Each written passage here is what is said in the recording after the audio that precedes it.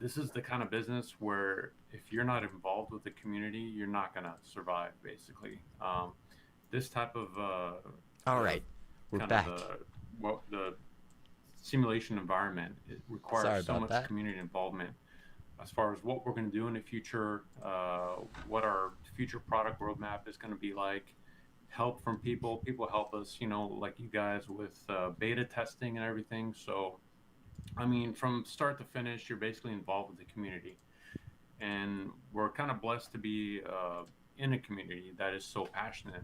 Mhm. Everyone's very passionate about aviation, so that really helps. And I would also like to add for, Amir, on your behalf, just to piggyback on what you're saying, since I'm sure you're not going to say it yourself. I want to say it for you. It You can shocked you me. can tell that access means a lot, right? You really can. And when you have time to get your photographs and your resource materials and stuff like that, and you can get it together, you get a product like Auckland. I mean, you get a really well done airport, and you can see the detail. And because remember, what we're doing, it's airside facing, right? It's the stuff that's on the land side. It's great, it's fun, it's cool to look at, but that's the easier stuff to get. But the airside stuff that the pilot's going to stare at when they pull their plane up to the gate or to the local FBO, you get good content there. You get good stuff to work from. You get a product like that. Yeah, And I absolutely. A lot of Yeah. a lot of developers, everyone has their own style. Some developers don't do it. Um, I think you guys do it. We do it, and so it Let's does see. make a huge difference. Absolutely. So I just want to pick up on a few things that you guys have been talking about. In particular, where you get this feedback from. So, Mia, I know you put out a small survey about which airport people want to see next, and I think Frankfurt, in your little example, was kind of, everyone was saying, I want Frankfurt, Frankfurt, Frankfurt. But then we also have like the Navigraph survey, which went out a couple of weeks ago. We haven't had the results of that just yet. But my question, and to kind of add on what Captain Bod was saying, how much of those types of surveys really influence the products and the kind of roadmaps that you guys take with either as a simulator or as a future add-on content? And Elijah, maybe we can start with you on that question. I mean, I'd love to say we had the flexibility to pick an airport that we really, pick an airport that's both we want to do and the community wants to do, and go with that. Um, at the time of speaking now, with the way that we're going with our development, it's still very much based on availability to us. Size and scale is a big thing. So obviously, we're working on Christchurch at the moment, which is a massive step up in size and scale for us. We're enjoying the challenge. But definitely within our own localized community, not so much that the large community, as awesome as it would be to do something like a Frankfurt or something like that, definitely within our own localized community, mainly being the Australia and New Zealand area, we know what people want, and if we're able to make that work, then we will. So we actually enjoy the whole conversation between ourselves and a few of our regulars in our community, and we enjoy having that discussion and trying to work out what is actually going to be beneficial for both the community as a whole. Anyone that's just thinking, hey, I want to go fly in this part of the world, what airports are cool to fly to? It's kind of the reason we're pushing with Mount Cook at the moment, and what we can do ourselves in terms of size and scale. And that's what I think it is. But it's all about building our products at the moment, getting that size and scale worked out, figuring out what we can actually work with and how we can work with the community and other sources of information to build some really awesome stuff, whether it be scenery or whatever, and just going from there. But I imagine with bigger developers, with like Mer and Ed, with all these partners and whatnot, there'd be some awesome opportunities for the community to really, step in and say, look, we want this, and we can probably help with it. And I imagine that's how the story goes for some of those guys too.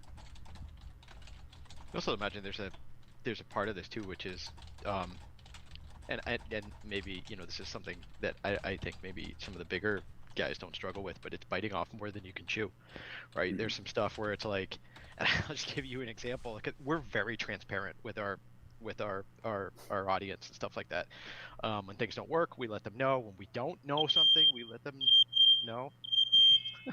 No, no. We Now you have everything. So we had birds earlier for those of you that didn't know, and now fire alarms. One of our first projects, and when we went to go picking it, it was like, we wanted to pick something in an area that people has a lot of aviation stuff going on, and a place that people would be excited to fly into, but not necessarily something where we would get caught in the trap of making something that somebody else would be making at the same time. And we actually started off with Fort Lauderdale International Airport, and we, at the time, for a bunch of different reasons, bit off more than we could chew. Not because we weren't capable; it's just because the SDK wasn't there at the moment, and we didn't quite realize it because it was tackling that whole south runway that elevates up into the air, and the SDK wasn't like really ready for it. So we ended up shelving it and literally shelving it in the middle of the project and moving on to a different airport. So I would say, biting off more than you can chew is probably something else that kind of plays into the mix as well. And what definitely a scary thought. Sorry. No, you're Sorry, good, but you're yeah, the biting off more you can chew is definitely a scary thought. We're still learning. We're all on a learning process, and we're doing really well. And we're really proud of what we got. But yeah, I definitely agree with the size and scale. Right. Yeah, And sorry. whether you're doing this as a business or as a hobby, scope matters too, because if you can't actually finish the project in the time you have, maybe it's more than you can do while having a day job, or if you're commercial, maybe you can't make your money back, and then you can't go on to do the next airport. So, scope is part of the success of the add-on. That is true, yeah. And do you think we see that from like a community perspective, Blue? Like, some developers do bite off a little bit more than they can chew, and that might result in a difference in quality of kind of what you expect from certain people. I'll tell you this, we definitely notice. You'll notice like one part of the airport has a lot of focus. It looks really good. You're like, oh man, from the parking spot, parking spot 1, this looks amazing. It has all the jetways and the people walking around, and then you go over to this other side of the terminal and it looks like, somebody made it in Microsoft 3D or something, so we definitely notice a difference. So I mean, I haven't actually thought about that part before. I just assumed that if it took longer, you probably charge more. I don't know. I'm just throwing it out there, but yeah, I mean, we definitely notice a difference between quality. Yeah, and you want to be careful that you don't have half-baked areas and areas that look amazing, because, like you said, it's obvious. And the first thing that someone like yourself, Blue, or another reviewer will do, they'll pick it up and be like, "Oh man, this looks great," but over here looks like, yeah, right. So we got to be super careful with how we do it, and bringing it back to what Ed and I think Nick was saying earlier before, we got to be super careful. A lot of people have invested interest in local airports in the area. One of the airports we're thinking of doing, I can safely say that like 70-80% of Australia's pilots are trained out of this airport, and it scares the hell out of me thinking about doing that airport. Oh, hello, Marcus. Because every Welcome to the man and his stream. dog has been to this airport. I work at this airport, right? That's where my day job is, at this airport, and it scares me. I'm just like shaking in my boots thinking about doing this airport. So we got to be super careful with all of those sorts of processes. Yeah. And I will totally second that, because right now we're working on DuPage, and I have had no less than 5 people contact me on Discord saying, "Are you going to put Northern Illinois Flight Academy in the airport?" Like straight up, just ask that. And fortunately, we took a lot of pictures of it, and we put it in, and I sent it back, and then I actually got a response from a couple people saying, "Are you going to have the correct airplanes parked in front of it? Because they only have 172s, they don't have 152s." And I responded, "Yes, and we're going to paint them in the sort of the maroon and white, cream colors So yeah, I mean, totally 100%. Especially when you have a lot of like training traffic in the area, you're going to get those questions. So it's quite interesting to hear about how you guys have this process of making sure there's quality control throughout your airports and stuff. And Ed, I'm really curious as to kind of how you guys do that at Orbx with so many different developers all contributing under the Orbx umbrella, excluding, I know, your head of partners, but how do you guys work to make sure that your releases do have some form of consistency in terms of that quality? Good question. I think it's really challenging, to be honest. Obviously, the partners, they look after themselves, so that's a blessing. But for us, we have an internal QA especially with the Microsoft content, the landmarks products. So we have an internal QA team that actually will assess every individual model that comes in. But yeah, we've got a team of beta testers that help out. They go through the motions of looking at an airport and trying to make sure that everything works as it should. The ATC, the ILSs. I mean, obviously we don't get it right 100% of the time. Trying to rely on nav data charts and things like that. And yeah, so it is a challenge trying to get things 100% correct. And then obviously we miss things, and when we hear about it, we go back and fix it. I mean, some of the things that I know that customers really like now is make sure that the parking lots on the outside and land side look nice. Make sure you got your nice cars parked nicely. It's those little details that we're now trying to make sure that we actually get right. In terms of the actual quality of the actual buildings themselves and things like that, I mean, we're fairly consistent. We're quite happy with the process that we have to make something look good. But yeah, it is definitely a challenge to get 100% all the time. Yeah, there's a lot that goes into some of these projects, and this probably sort of dovetails a little bit with the community, like in terms of like the value there is, being able to put more eyeballs on something before it actually goes out the door, to a certain extent, is key.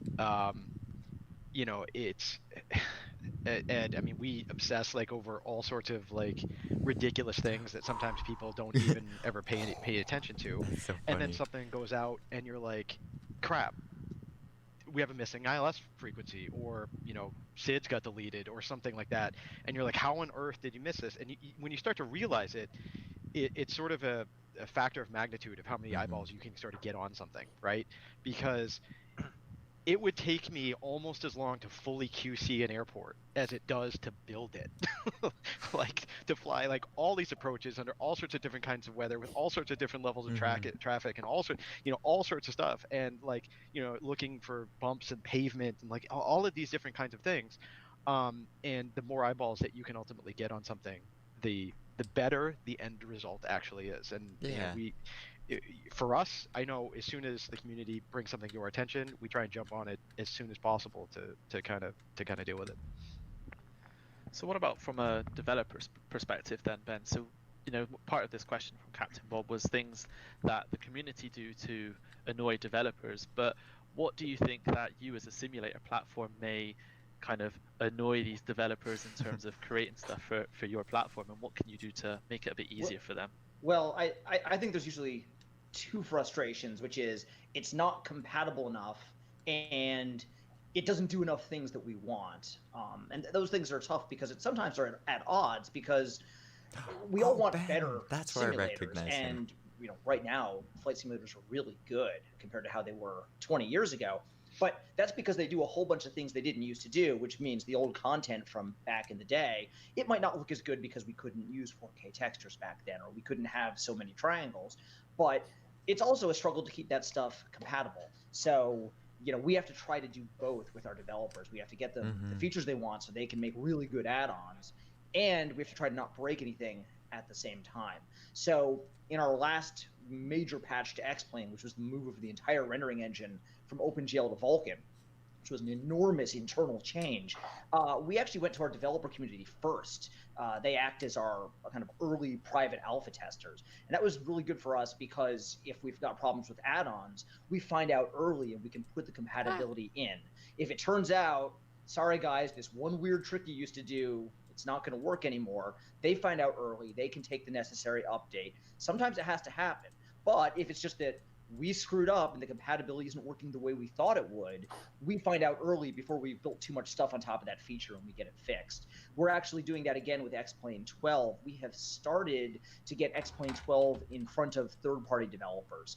We have about 100 third-party developers in our DevRel program, and I think about 20% of them already have internal X-Plane 12 builds.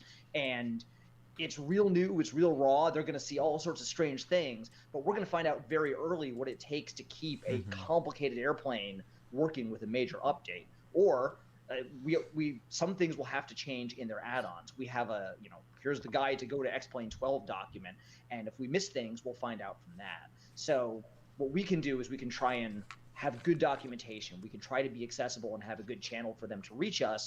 And we can try and design features that don't break compatibility while adding new capabilities. We usually try to make new capabilities opt-in. So if you want to have the cool thing, you can have it. But if you don't have it, your add-on isn't all smashed up and weird looking. And that way, new add-ons are better, and that's good for your customers. But your old add-ons aren't bricked, and you don't have to go back and update them right now when you're in the middle of trying to finish something new. Brilliant, thank you very much. And very quickly, because we've got a few minutes left before the break, from the developers, if you could name one thing that you would like to see improved from any platform, what sort of thing would it be? You've literally got 30 seconds to answer that. So if we start with whoever wants to go first. Can we opt out? Can I just everything's, it's all perfect, it's all good. All SDKs are made equal. They're all amazing.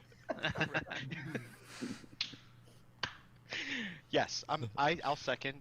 I'll second that. No, I think from our side, I know. Listen, I'm gonna give probably maybe the unpopular answer for what I see like on the forums, but from a developer's take, I know it's frustrating for us when things break and you can't work on them, right? We're at a standstill right now with our SF50 project, okay, and but we get it. We don't like it, but we get it. It's a massive, massive, massive project. We really do appreciate, like what you guys are doing over there right now at X-Plane. Like we appreciate I'm the so build. hyped for X-Plane 12. People There's some forget cool things. how far all of this has come, even in the last 10, 15 years.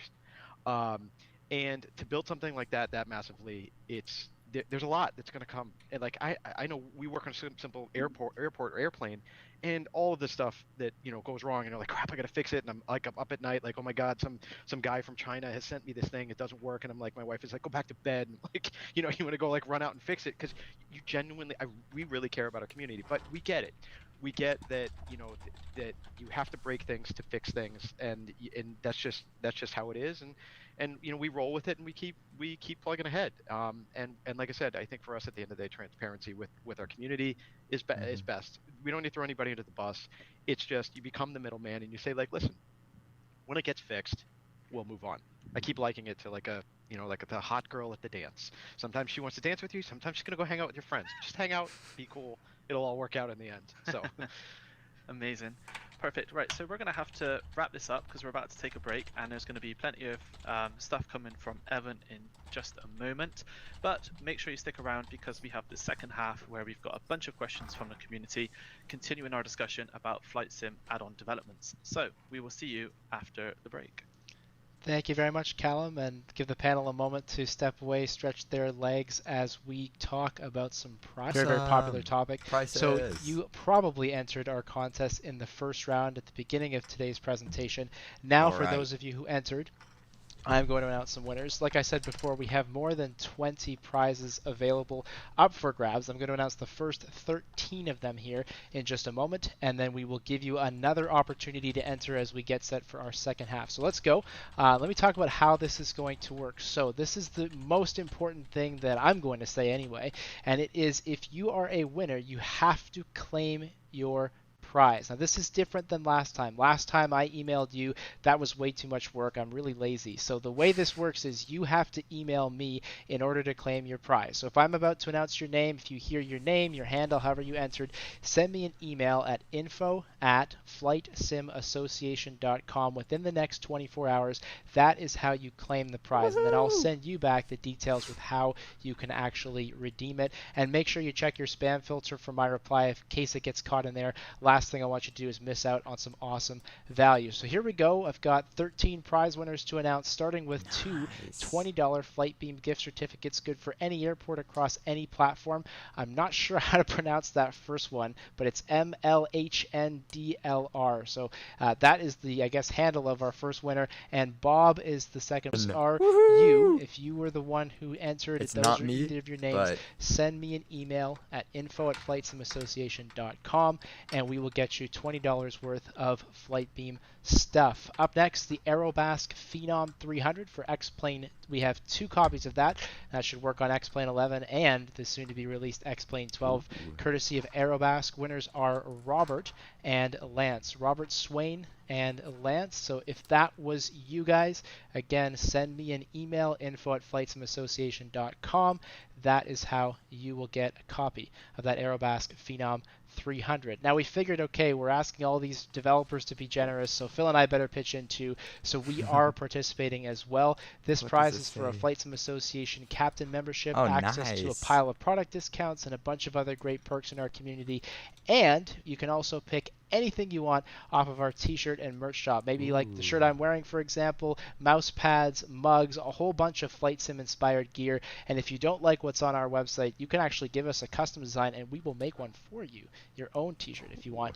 So the winner there is Coast Pilot. So Coast Pilot, send me an email, we'll talk about that. Aerosoft chiming in here with the A330 Professional for P3D. That is going off to Phil Chimbolo. Phil, I remember you from Flight Sim Expo. Good to see you, buddy. And I hope you send me an email to claim that prize when we're done here.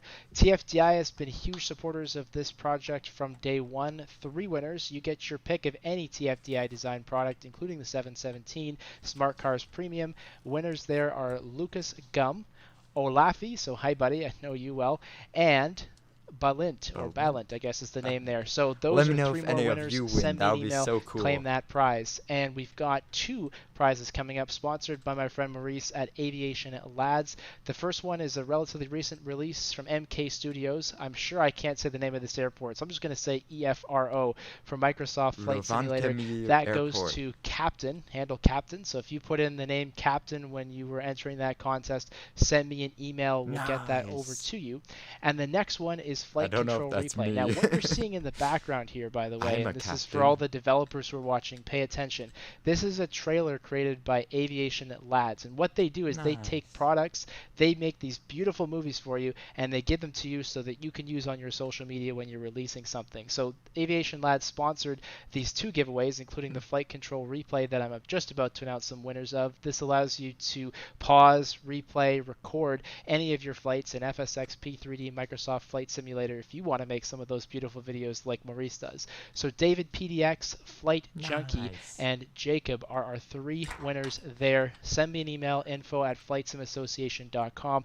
Claim those prizes, and that has to happen within the next 24 hours. So as we get set to go back to the panel, this will be your second opportunity. If I didn't call your name in the first half, here's your second chance. FlightSimAssociation.com/contest. We have reopened the competition, and if you've entered before, you can enter again. If you haven't entered before, take that moment right now and visit FlightSimAssociation.com/contest. We have 12 more winners coming up in the second half of today's cross-community panel discussion, so make sure you get in on that by visiting FlightSimAssociation.com/contest. And one more reminder, if I said your name or your handle or whatever name you put into that form, you have exactly 24 hours to email me. And if you don't, I'm giving that prize to somebody else. All right, I think that gives us a good place to start. So let me head back. I think everyone looks like they're back at the computer from what I can see. So we'll bring up Calum and the panelists once more for our second half. And I'll be back with you in just a couple of minutes as we wrap up at the about 40 minutes from now. Calum, over to you. Thank you, Evan, and welcome back to everyone who's watching, and congratulations to everyone who won those pretty awesome prizes. So, if you missed the first half, we are here today discussing the Flight Sim add-on development, and we are joined by a range of different developers, community experts, and also platform developers as well. So in this second half, we have a range of different questions from a bunch of members from the community, and they're a little bit more specific than the general conversation that we had in the first half. So our first question comes in video format from streamer Mustafa. So I believe Evan's about to play that for us right now. Hey, it's Mike, or as you might know me on Twitch as Mustafa. We're watching along today's community panel at twitch.tv/Mustafa, and our question is this. What is the relevance of the different sales channels? How do stores like SimMarket, Orbx Direct, or the Microsoft Marketplace affect what you do?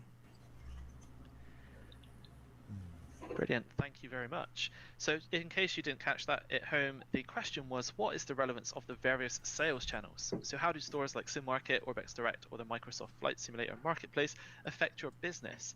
Amir, if we could start with you, and then anyone else who wants to jump in, feel free. Yeah, thank you for the question. Actually, it's a really good one because I don't think a lot of people realize what goes into it, what the actual relevance is. So the sales channels are actually very important to us, and important to me, especially in 10, 11 years that we've been growing. And he has a really not only cool does background. supply, obviously, supplemental sales, which is almost good. as cool as mine. In our case, our own web store is the vast majority of our sales. But what the other vendors do is actually bring in new users to us. And that is especially true with the marketplace. It is absolutely massive. And that goes for SimMarket as well. They're very big. But the marketplace has been bringing in an absolute ton of new users. And what that does is they discover our products and they eventually come to us and purchase directly from us. And why that's important is because we take really, really good care of our customers. So when they purchase from our store, they get what we call loyalty points, which are Flightbeam points. And the more they purchase, the more they get back. They get direct access to support. When they ask for support, basically they get a reply directly from me, which is, can't get any better than that, I guess.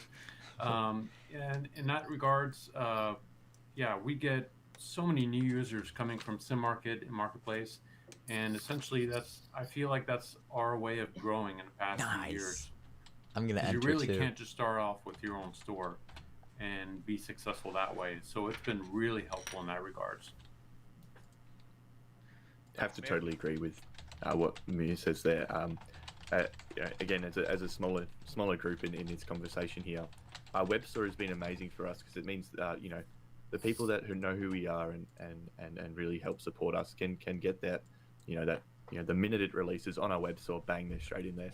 But the especially the Orbx partnership with the Orbx Direct partnership program and the Microsoft Marketplace have been amazing for us for exactly what was being said before. It's awesome for our content to be available to so many more people and such a huge market out there with both Orbx Direct, because they've been, before I was a creator, I was a user. So it's awesome to be in both that platform and how amazing it is to have an in-game marketplace as well. It can be frustrating at times, but at the end of the day, it really is a positive that we do have that marketplace straight in the game like that. It's amazing. Or the sim, it's amazing. Yeah, I would agree as well. I think the difference with us versus everybody else on this panel for the most part is that we are 100% reliant on third-party marketplaces. We don't have our own store yet. We've discussed it. I think we're gonna take it, see how it goes. And I agree with Amira. It is nice to be able to give that help that you have people that are come back into your immediate orbit. It's going to be done on a panel like this. I find very fascinating the relationships we developed. So that's that. With with some of the third-party marketplaces. I exchange emails from time to time with Ed here on some of our stuff. He's always quick to point out if somebody has an issue. They feed it back to us. So maintaining that cadence to a certain standpoint with your third-party marketplaces is sort of key for us. And it's really important because that's how we will get our feedback. It's another pair of eyeballs out there. But to the marketplace that's within inside of MSFS that's a whole nother monster in and of itself. And this conversation about the marketplace and how it all works and everything, that could be its own forum in and of itself. But I think the one thing that we haven't sort of brought up here, which I think is also another sort of game changer in all of this, is that yes, there's a whole bunch of new users. There's also all these Xbox users coming online, and that's a whole nother thing that's going on. For us longtime flight simulators, it's always just been our community that's here on our computer and all of these different who's got what graphics card and how everything all works out and stuff like that. Now you have this whole like another world that's coming in that we can now touch that we couldn't touch before. It just this level of sophistication was not available to the console user, and now that door is sort of opened. It's fascinating, and I know from us, we are. And it's the little party here. We finally got our application through the marketplace approved a month or two ago, and we're starting to see that stuff change now. We're starting to see the trajectories change as that comes online, and it's also, I think it shouldn't go unsaid that it's also great for visibility and brand building. It's another way to put your logo out there, and capitalize on that distribution. To build your brand, and it's invaluable that way. Side note, just curious, how difficult is it to make yourself visible in the Microsoft Marketplace? Because there's just hundreds of new scenery and updates happening like literally every update, and like when I go on there, I'm just like overwhelmed by options. Yeah, I think they really need to make some huge improvements on the marketplace. I know that Jorg has mentioned that taking the outside of the game and putting it onto a website or something like that. But at the moment, trying to surface up and actually I think that's probably where coming back to ourselves with Orbx Direct, that's why we've tried to maintain a smaller partnership range. I mean, we curate everything that comes through. So basically we look for partners that come on that are offering something different. So it'll be airports in a particular region or a particular product suite, like Seafront with their vessels and FS Academy with their training things. So we try to create something that when the user comes in, they can shop around and there'll be something different for them to look at and buy. So we've deliberately kept ourselves small because the amount of people who want to come and jump on board is it's grown. I mean, we started off pretty small doing this because we had such a great channel with with Orbx Direct and Orbx Central. But yeah, it's just grown quite a lot. But we're deliberately just trying to keep it under wraps at the moment, and then we're still improving on things. I mean, there's a lot of copycats out. I wouldn't say copycats. That's probably not the right way to say it. But there's a lot of others who sort of jumped on board.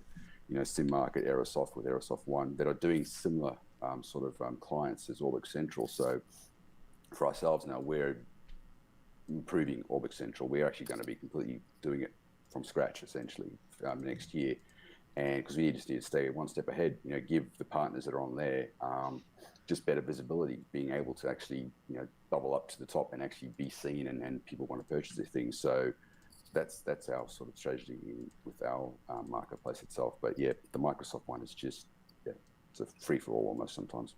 Yeah, speaking of visibility, one thing as a user that I absolutely love about Orbx Direct is being able to go to the Discover map. Yes. And if there's a sale going on, I'm just going to say that. You see all the red bubbles, Rooster. and those are airports that are on sale. And like Ben, Black did you Friday, see the winner? I was like, all right, I don't think it was any of you. You know what I mean?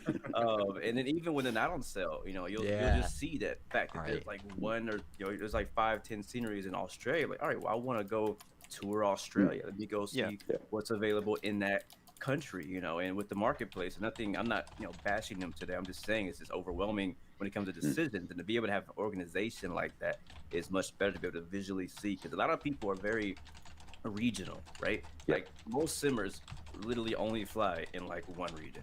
UK simmers, they never leave the UK. Farthest they go is like Frankfurt. No, but seriously, like in the US, the same way. Like they'll fly Florida to Atlanta 100 times. And so you want to know, all right, so what scenery can I fly to from my favorite area? And you'll look at it on the map. So I just want to kind of like, before you do it from scratch, don't take that feature away. Yeah, and I want to piggyback. We have to just kind of move on just a little bit on these ones in a second. We had a question from the community, which I think is very relevant actually in terms of what we've been talking about. And this comes from John McCann. So from a customer's point of view then, should the community be buying products directly from a developer website or through the InSim marketplace or a third-party vendor? I mean, there's no maybe right or wrong answer to start that. with that one. This is It's another sensitive one, I think. Yeah. There's no right or wrong answer. But this is a hard question for everybody because everybody you see in this panel depends on their upstream stores to get them access to a lot of users, right? This is critical for the business. So, you know, a business thing is don't throw your marketplace under the bus. But when you own your own store, more of the revenue goes directly to the developer. So that's the trade-off. And we see this on both sides with X-Plane because we're available through Steam, and Valve gets a cut of that. That's not as much money for us as when we sell directly, but then Valve gets us a whole pile of 100 million Steam users. So, you know, and they deal with all the e-commerce, and they get us into China. It turns out it's really hard to get into China. So they're earning it. But, cool. You know, we make more money at our site. And that dynamic plays for everyone, but at the same time, if every single vendor had their own store and there's a million tiny stores, discoverability would be so hard. So I don't think anyone is saying let's throw out the marketplaces, right? They're a critical component. So this is the difficult give and take that we face. Yeah, I think though it's from an educational standpoint to the customer. I think it's like I'll walk the plank here. I think it's good for everybody to know. It's economics. You know, a distributor is going to push your product, they're going to take a percentage. And everybody has their own deals, everybody has their own percentages, and everybody has their own benefits that they have to weigh that comes along with those percentages. So yes, as a consumer, you need to know that if you buy a product here, it's going to cost a developer more out of their pocket than if you were to buy from their store. But that said, this is interesting stuff. You need to buy where you feel most comfortable, and you just need to understand the things that come along with buying at certain stores. I'm gonna copy the form again. You know, you were asking if this Flaps panel was part of the giveaway. When you buy directly from him, you're have your gonna get a quicker flaps, response, right? Put it in whatever position you want. You might find it easier to buy it from Microsoft. You know, the Microsoft store. If you put it, because click the link in the description kind of or in the chat. Also, we understand. Then you can enter the drawing, which is super exciting. There are people that I can't wait to get it away to someone in this community. Fans that of just us sounds cool. That will, you know, we get that, but we also completely understand the concept of impulse buying, right?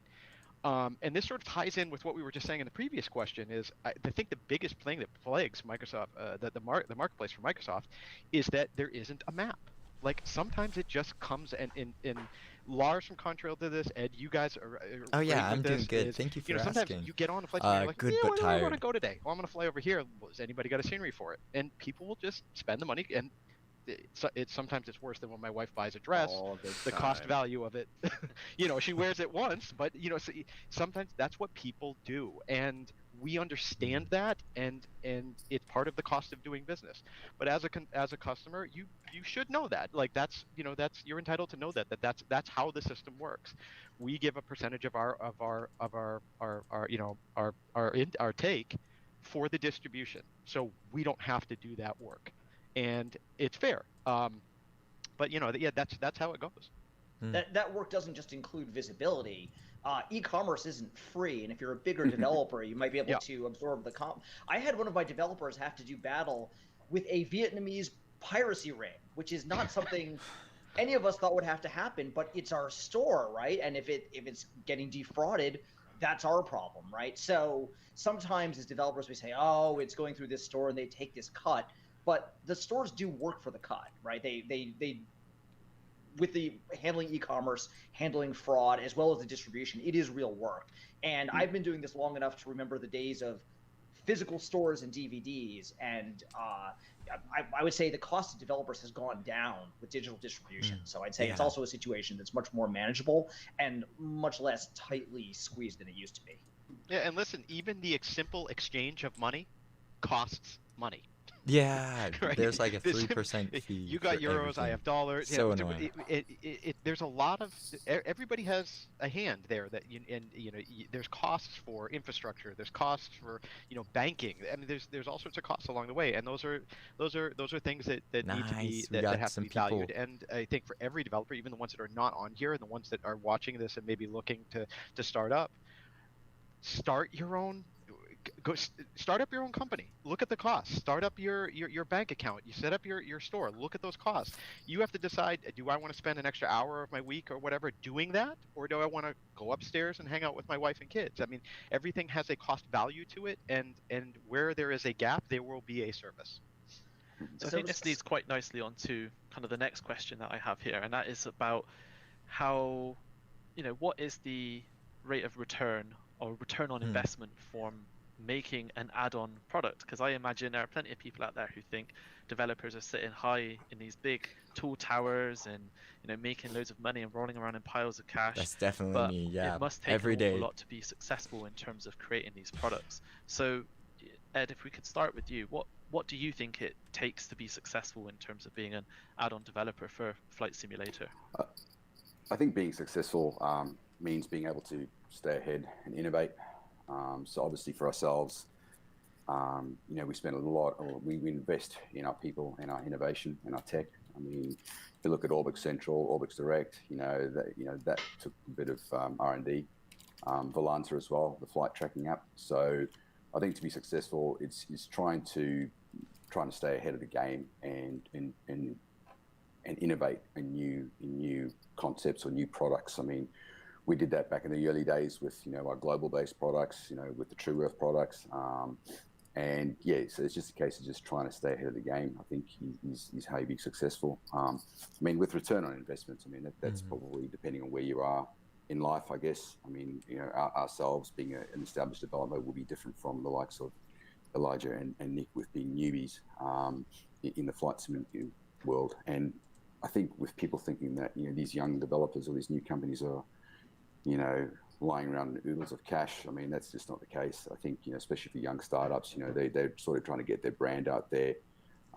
It's probably hard work for them, and I think the majority of them as well are part-timers as well. I mean, this is not a full-time job for these guys. This is a passion for them. They've started as a hobby, and it will probably grow into a bigger established business. But at this stage, for these guys, it'd be difficult for them, I suspect.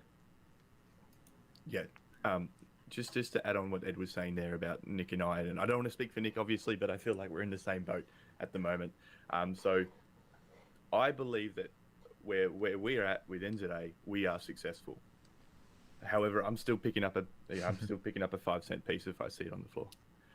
If I was to run the numbers, I'd say between the four of us dudes at NZA, it would be less than $1 an hour. But saying that, it's not like we're doing this 42 hours a week. After today's thing, I'm off into the shower, getting my uniform on, and I'm off to work. All right, so it's still a passion project for us, and we're still in that brand building, that catalog building stage. And I believe we're really successful, but we're not counting success on things like return on investment or anything like that. We're counting our success on, do people enjoy our products? Are people buying our products? Are people talking about our products? As when we first started out, even just the smallest article on So we have a question: how will this giveaway work? I'll basically draw from this form. I would have never thought if I would have 3. Go from there. Just see who wins and send them an email. Magazine sitting on my bench here. Like I would have never. It's just a giveaway. To me, those are my measures of success.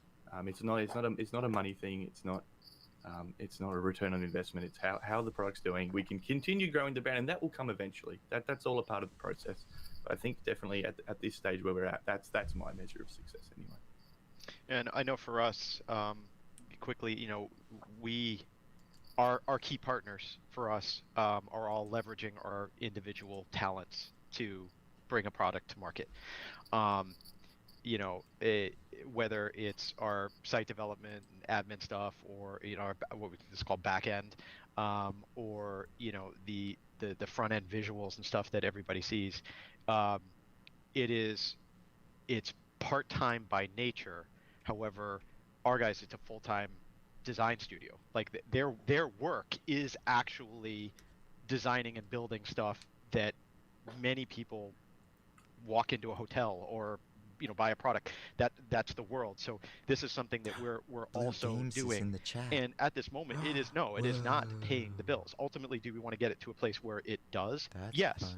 that probably dovetails into what I think Calum is probably one of the questions coming up soon, which is brand building, right, to a certain extent. But you know, that there is a heavy, if you want to do it right, there's a heavy investment in building your brand, treating your community with care, and taking care of everybody to get to a point where you can, you know, now that you're putting products out and you're getting people that are purchasing things based off of reputation before they even like, oh, Flightbeam, yeah, I know this is going to be good. I almost even have to look at the pictures. Boom, sale. You know, I'll just grab whatever. It doesn't care. Whatever's next. You know, oh, an Orbx product. Whatever's, yeah, just give me. Like, I'm sure, Ed, if you looked in your blog someplace, you got multiple people that literally have every single thing you guys have ever made, right? So, and for us, that's not necessarily the case yet, and we want to get there. And there's costs that are associated with those things as well. Well, one quick point I want to make is a lot of from the new user standpoint, there seems to be a little misconception on how long it takes to make some of these add-ons and products, whether it's an airplane or an airport. It takes a very, very long time. I mean, it doesn't take a few hours. One of our products, for example, takes over a year, and that includes time to getting to the airport and production and beta testing and all that. It is a huge amount of effort, and it takes many months after release to recoup some of that investment back and actually make money off of it. Sometimes it takes even longer. These days it takes even longer because with the new kind of sim that is out, we've had to lower our prices because there's so many new users who feel like the prices should be a lot lower. And unfortunately, so now it takes a lot longer to recoup that money. So just a little, I hope some of the new users kind of appreciate the amount of time it takes to, some of the passion and time it takes to put into these products. I hope it shows that because it's really a lot of work. I should make my simulator expensive. Interesting. Nah.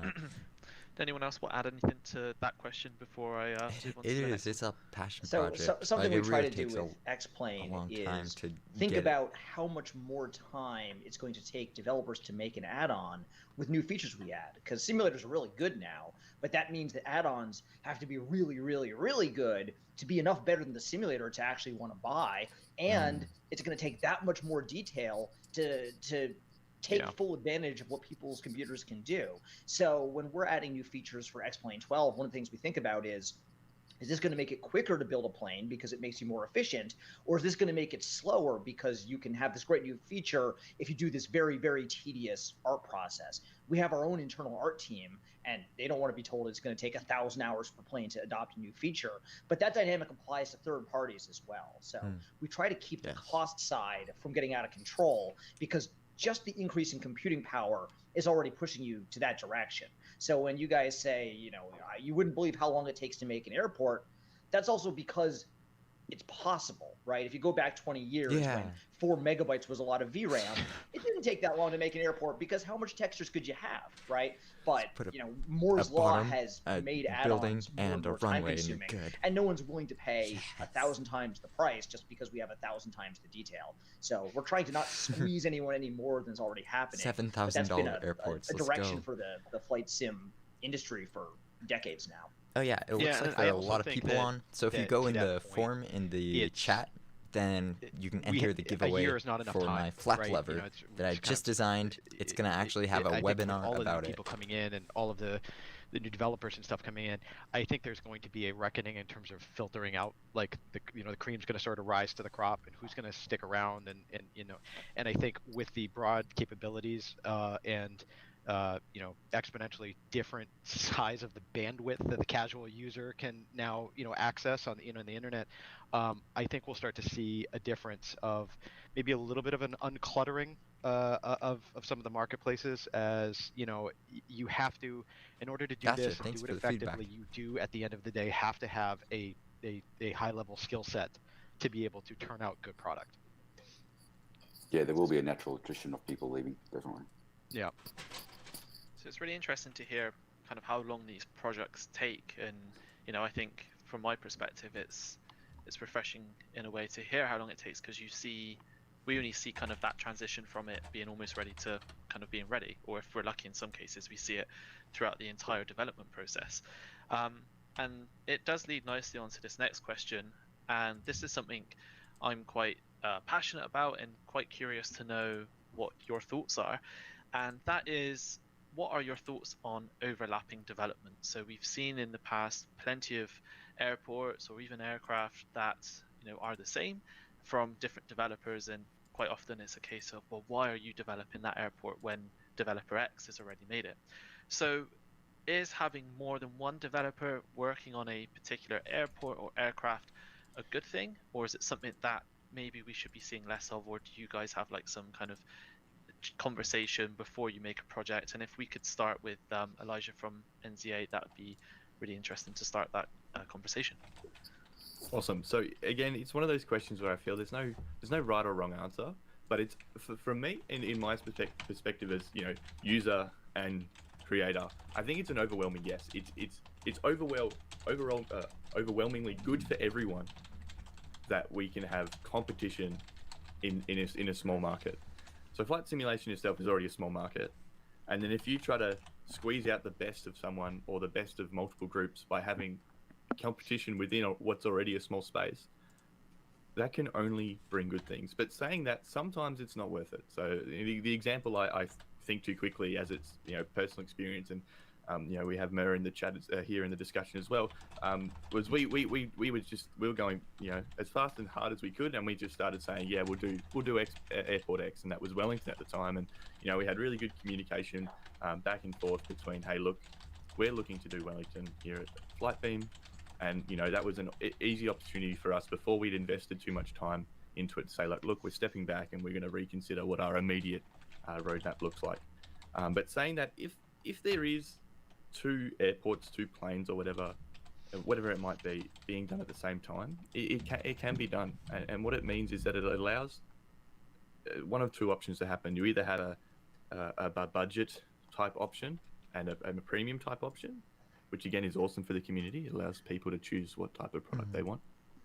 Or you get two awesome products, but awesome in their own right? Like you could have an airport that's super functionable, super usable, airside looks amazing, or you could have an airport that was more or less designed with the whole airport performance. So you could have an airport that's awesome for things like screenshots, because they put a lot of extra effort into the airside and all that sort of stuff. So I think from an end user point of view, yes, it's great to have competition within what's already quite a small space. But from a developer, maybe not so much. If you're purely looking at effort in versus reward out, it could get pretty tricky in that case there. And I think a really good example of what we're seeing now with Flight Simulator 2020, and I imagine what will be with X-Plane 12 as well, is the difference between a new from like ground up development versus something like an FSX or a P3D port with a few upgrades to it.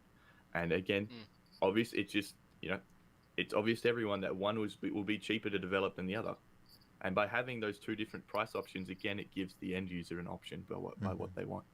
So, if they're going to fly to the airport once, the $10 option makes more sense than if they're going to fly to the airport multiple times. They're going to use it as their base in the simulator. Maybe they fork out a few extra dollars for it. That's my opinion. And I think that's where it can work really well in that sort of space there.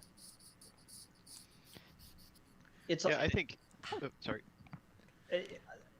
It's also worth considering when the add-ons get done over time, because if two add-on developers are working on the same airport at the same time, maybe they both say, well, we're going to have to fight for the spotlight when we release.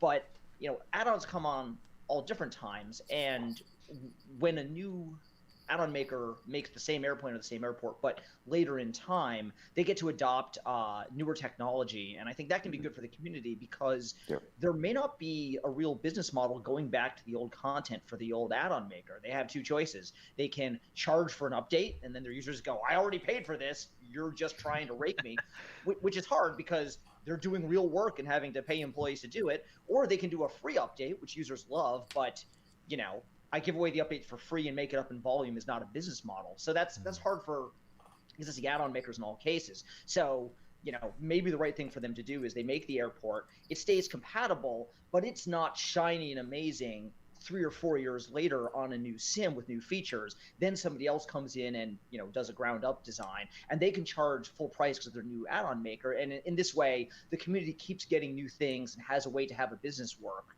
which means you keep getting new add-ons. And, that is interesting. Nobody has to do updates for free and not get paid. And no one has to make their customers feel like they're getting charged. Do you think that's how the community sees it there, Blue? No, I was gonna say I actually disagree with Elijah on most everything he said. Nothing against you, but I'm just like I do agree that it is good for the end user to have multiple people doing it, because then you get more excellence out of someone, right? But you're not guaranteed to get excellence out of both or even 3 different. And so, just from my perspective, as a person who's in the sim community right now, and if a scenery were to come out tomorrow for an airport that I've been wanting forever, it doesn't really matter whether or not it's good or bad or who it came from, because I don't know if it's good or bad until I download it and buy it, right? And so I spend my money on a scenery that I am hoping, I'm excited about, and then I play it and I'm like, it's either good or it's okay or whatever, or even maybe it is great. I don't know, whatever the quality may be. And then, I don't know, 6 months later, a year later, or maybe even tighter, where it's like closer together, another one comes out. I'm like, why should I buy that one?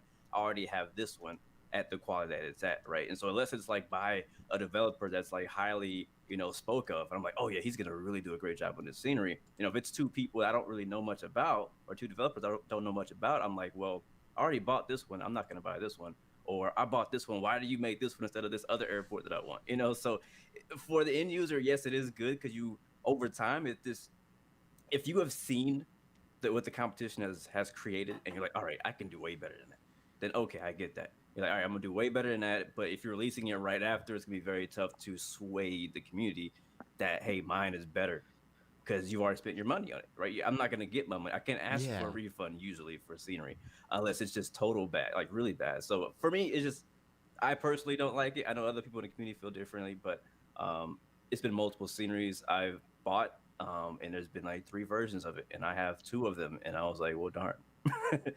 Yeah, and I think that's fair too, because I can completely understand from a consumer standpoint that going to the well the second time, and I don't think there's anything worse as a consumer is you go in and you look at really nice polished marketing shots, and then you're disappointed with what comes once you actually get it, right? It's like, oh man, now I know why that picture isn't so close, or I really thought there was a different level of work done here. And then and I can imagine that compounded when you go to the well the second time to purchase something that you are really attached to. And I think the frustration on our side is, there's a utopic view, which is like, imagine this clearinghouse of these independent people that have no responsibility to anybody to say like, hey, this is where you go and you announce your products and that you're working on stuff. And the difficulty on the so everybody understands, the difficulty on the developer side is, we're still a little all closed off, right? There's competition, right? We don't want to say, hey, you show up to the party and say, I'm making Airport X. And somebody else goes, well, have you started yet? No, I haven't, but this is what I'm doing next. And then the other guy goes, well, that's a good idea. We should make that too. And it's a race to see who does it first. So you don't want to get stuck in that thing. So the problem is you get stuck in the middle, which is you go do your research, you spend money to get on a plane or to drive down to the airport to get your photography, to do all of that paperwork, as Mir was saying, and you go through all the stuff, and then you start building it, and then you get to this point where you're like halfway through, and you're like, now I'm comfortable to come out and say, I'm going to do some work in progress shots. Here it is. And then another developer sitting off someplace goes, we were just about to announce, right? And then there's this great retraction, like, what do we do? This sort of reckoning internally, like, you just wasted all of this money. And in this environment where we have younger developers, newer developers, smaller developers, whatever, coming in, sometimes you can't afford that. Like, you don't want to make that mistake, and it's not a mistake, it's a risk. It's like a calculated risk. And that kind of goes into what airports you're picking and whether or not you're going to run into somebody else that's doing the same one. That's something I never thought about. Some really good points from everybody, and I think this is a conversation that we will constantly have within this community, because we've got developers from all sides of things. We've also got the freeware side of things as well. How do they compare? But fortunately, we are running short on time, and we have one final question from Chewy, which I think is going to be a bit speculative, but we shall see how this goes. And his question is, with quite a few key add-ons for Microsoft Flight Simulator to come next year, plus X-Plane 12 as well coming soon, this is a good opportunity for us to discuss about what expectations, plans, or predictions that you guys have for the next year, or feel free to share, and this is his words, feel free to share any previews, teasers, or news of your own as well.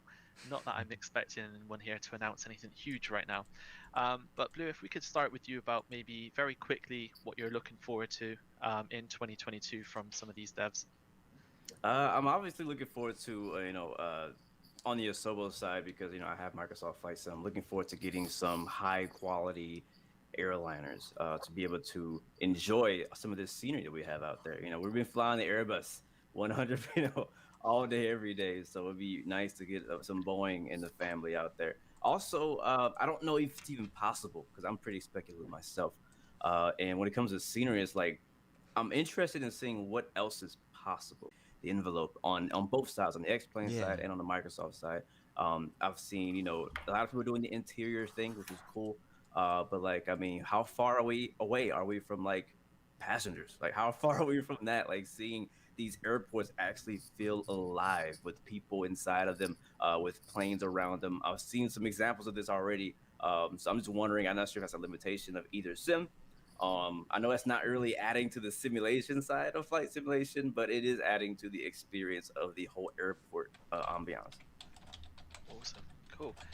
Ben, maybe we can jump over to you about X-Plane 12. X-Plane 12, yeah, that's that's what we're going to be doing next year. We are already in private alpha testing with our third parties, and we're hoping to get all the third parties in basically as soon as we can knock down a few critical bugs. So next year, everybody gets the sim, and we're super excited for that because we've been working on it for a while and we know what it can do. Oh good, it looks like they've got a couple of the pictures of some of the new technology, and we're excited to see third parties get access to this. They're going to get all the tools we have for doing rain, for doing 3D vegetation, for doing some of the new surfaces, snow, water, and ice. So we were excited to see our own art team take advantage of what we can do, and I think third parties are going to push it even farther because that's what you guys do. We'll be really, really thrilled when it's out. Thank you very much. And very quickly, is there anything from a developer side of things you're looking forward to in terms of SDK improvements or new technology from any of these simulator guys?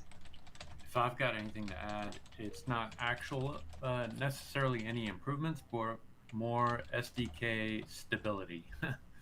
Yeah, for sure. And to add on what, sorry. No, go ahead, Elisha, please. I was just saying, to add on to what Blue was saying before, I've always imagined Microsoft Flight Simulator 2020 in my head has always been three comings. We had the initial release, the Xbox release, and now we're about to have the third coming, which is mature, tried, true, and tested airliners coming to the sim. Because at the end of the day, everyone loves general aviation flying in 2020, and that's the kind of flying I enjoy in simulators and whatnot. But we all know where the biggest community in flight simulation is your 737s, your A320s, your A330s. God forbid if anyone ever does an A380. Who knows? The whole world is now unlocked. So that's, to me, there's the third coming of Microsoft Flight Simulator, which I'm really excited for, and especially as scenery developers, that's awesome for us, because without us having to put too much effort in, we're going to have another whole load of users coming in. And saying that as well, I'm also super excited for X-Plane 12. I haven't quite dived into X-Plane 11 SDK stuff yet, because I don't want to get so super involved and then X-Plane 12 come out. But I'm really happy and really looking forward to stepping over that hurdle when it does come, hopefully very soon. And I know for us, I know we're short on time, so I'll go quickly. We have a couple of products coming out next year. I know DuPage and Pompano are getting closer to being finished. Most people that have been joining up with us as of late are most interested in our SF50, the Cirrus Vision Jet, which, Blue, to answer yours, we kind of took a little bit of a different approach, because knowing how the the the new development with the kind of some of the VFR stuff that's going on, where you can really get a sense of flying around the world. Instead of going the airliner route, we wanted to go a small, easy to use, easy to learn jet that is very unique to look at, that is also popular on the other platform from you guys over at X-Plane. So we wanted to go this route to really give opportunity to move around the world quickly, but also do it without having to have that complicated workload that comes with some of the larger aircraft, and having something unique in the sky. So there you go. There's some fresh looks. I don't think these have been seen by anybody yet. So of the upcoming SF50. Nice. Make sure to do the raffle on this one and the one at Flight Sim Association and Orbx Direct. Yeah, absolutely. You're getting that call. Copy it real quick to the chat. Make sure to sign up for both of them so you can win prizes. Has been really that'd be good. super cool. And it's interesting to note from a previous conversation that we were having, there is that other world of doing scenery and also doing aircraft, and it is a totally different response that you get from your audience. Yeah, definitely. Fantastic. I think we're like ourselves. We're going into aircraft ourselves. We're doing the local legend for Microsoft, the Fokker. Mustaches. I forgot. Very close to us. Last time we had the mustaches on the stream. For ourselves for next year, I think F-Plane 12 is. I missed it. We're going to be keeping a very close eye on that. Perfect. Well, listen, we are already over time. It's been a really fascinating conversation to have with such a range of experts on our panel. For everyone watching at home, we hope you have enjoyed this evening, afternoon, morning, wherever you are in the world, the session. I'm now going to hand back over to Evan, but I just want to say a huge thank you to all of our panelists today and to everyone at home watching. And if you have any questions, obviously, please do get in touch via the comment section or via Discord. And I'm sure there'll be plenty of people on board. We can have mustaches for a little bit. Thank you very much for watching, and thank you to our panelists. Wonderful, Calum. Thank you again for being here, for hosting. Make sure thank you so much to the panel they already for a drew, phenomenal conversation. This link, as I said before, this is sort wins. of the weekend for those who do this full time, and it's even more the weekend for guys who are on the panel who are doing this part time. I know Elijah's going to work right after we're done, and I'm sure a few others will be doing the same. So for those of us for whom this is not a full-time job, myself included, a big thank you for taking the time out of a weekend, especially at a busy time of year like this, to participate in that phenomenal discussion. I know I enjoyed watching and listening along. I hope you did as well, and I hope that we can continue to do more of these in the new year to give us these unique opportunities as a community to hang out, to sort of see some of the faces behind these really cool projects that we've been seeing. Now remember, it's not just the video, so that developer chat right up there is something we're trying to incorporate here as well. We obviously can only handle so many questions and so many developers when we do this live on video, but the text chat is totally open, and so we could see some people were sending in questions and we were getting those questions answered in the chat. If developers want to participate in our next panel discussion either on video or via chat, we would love to hear from you. Please reach out to me through Flight Sim Association, and especially if you're a freeware developer. We're really talking a lot about the payware side of things. I would love to have more freeware developers come out and share the perspective of what it takes to build stuff when you're not charging for it. So we'd love to hear from you guys in advance of our next panel discussion. So let me jump in and let's do our second round of prizes. I've got 12 more winners to announce as we wrap up today. And just like last time, if we are announcing that you're the winner, you need to send me an email. I had about 8 or 9 of you do that already. So that means there could be some bonus prizes for grabs. Those bonus prizes, by the way, are going to people who are watching on the Flight Sim Association website. So if that's you, you'll have to keep an eye on your email and your spam filter in the next couple of days. So I'm going to announce a couple more people. Just a reminder, send me an email if you've won to claim your prize. You have until tomorrow at this time, 24 hours from now, to claim your prize. We are starting with 2 airports from Canadian Flight Sim Studios. You could see Patrick commenting along in the chat. Thank you, Patrick, for the donation. Starting with Phenom Airport, which is a place I have flown into many times, in a Navajo and a King Air, beautiful airport in British Columbia, Canada. That's going to SimCheck. So SimCheck, congratulations to you. Don't forget to send me an email. The other one from Canadian Flight Sim Studios is Delta Airpark from Microsoft Flight Simulator. I have walked to this airport. I've always been too afraid to land there because it's got a super short runway. So that would be a nice challenge, maybe in that new Kodiak that just came out yesterday, and that is going to Dr. Rick. So Dr. Rick, don't forget, send me an email.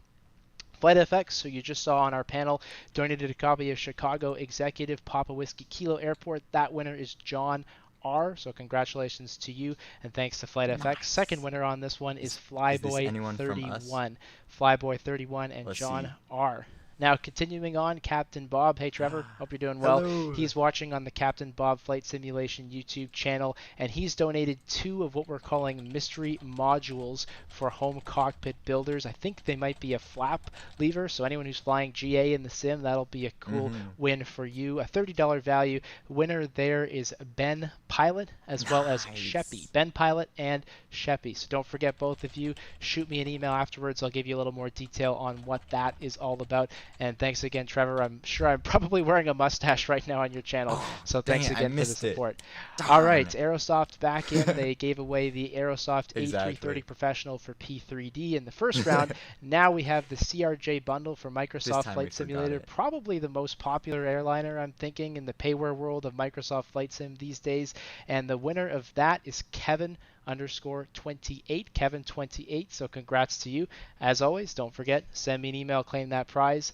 NZA Simulations was here. You saw Elijah on our panel. They've donated 2 options for you. You can pick anything you want off of their website if your name is Cessna Driver 07 or James P. Cessna Driver 07, James P. You're the winners of the NZA Simulations Airport. So when you send me an email, also tell me which airport you would like to have as part of that prize. We'll get you a code and off you go. Again, Phil and I are back at it. We're putting our money where our mouths are, giving away some captain memberships and a Flight Simulation Association shirt. So maybe one like this one, maybe the other one that says I paused my sim to be here. We've got a whole pile of things that you can choose from. And like I said, we'll build you a custom one if you have a design in mind. And that goes to, I'm assuming that might be either IAD bound, like Washington bound, or it could be lab bound. I can't tell if it's an I or an L, but I'm sure you know. Send me an email. We'll get that all squared away. And Airfoil Labs, so this was a recent release a couple days ago. They dropped the Cessna 172 NG Digital, which our friends at Stormbirds called the most advanced study level Cessna 172 for X-Plane. So they have donated a copy of that. If you haven't bought it yet, Chad E., congratulations to you. Make sure you send me an email. I'll get that code sent your way. And once again, Aviation Lads coming through, big sponsors of us today with their third, I think it is, giveaway. The SimWorks Studio Kodiak came out yesterday, and we are giving away a copy of that. This would be an awesome airplane to go explore their beautiful scenery in the African continent, or just for any kind of flying around, short runways, grass strips. So the wheeled version of that is available. This is sponsored by Aviation Lads, and our winner there is Bleeman. So congratulations to you. Don't forget, for you and everybody else who is a winner, shoot me an email and we will get those prizes taken care of in the next 24 hours. And don't forget, check those spam filters when I reply back to you so you can get your prizes. And that wraps it up for us. As I said before, huge thank you to all the developers who've participated both on video and in the chat just above me on the screen here. Thank you to Calum and FSElite for moderating, to our broadcast partners for helping simulcast this with us, Moose, Maurice, Trevor, Sergio, Colin, and everybody else who is doing this. Huge thank you, guys. I appreciate the support. To all of our panelists, those prize donors, from Phil, myself, on behalf of Flight Simulation Association, thank you so much for watching. That's all from us. Have a great night, and of course, happy holidays. Happy holidays, everyone. All right, so we are going to do, and I hope there's a good connection. This whole time it was buffering, so that's exciting. We are going to do a drawing. I'll just pause it because this is a good screen to be on. We're going to pick a random number. And this is Google, so Google never lies. If we... Oh, wrong. There we go. We're going to pick a random number. We have 7 responses. Oh, wait, 10 seconds. You can just post the email and like send it. But 10... 9, 8, 7, 6. I'll stop. No. 5, 4, 3, 2, and it's gonna close. We have 7 responses. 3 of them were actually from before. One of them actually won, so that's awesome. So let's see if we can make this any more intense. So there are 3 winners. Let's click generate, and the second winner won. So that means I guess I didn't ask for their name, but I can piece it together. This is Avia Rooster. So congratulations on winning the Cessna flap lever. You were the second person on my spreadsheet, so congratulations. I'll be shipping these over someday soon. I still have to drill the set screw, but this is basically the module y'all get. Thank you so much for tuning in to this fantabulous stream, and I will see you in the next video. Have a fantabulous rest of your day.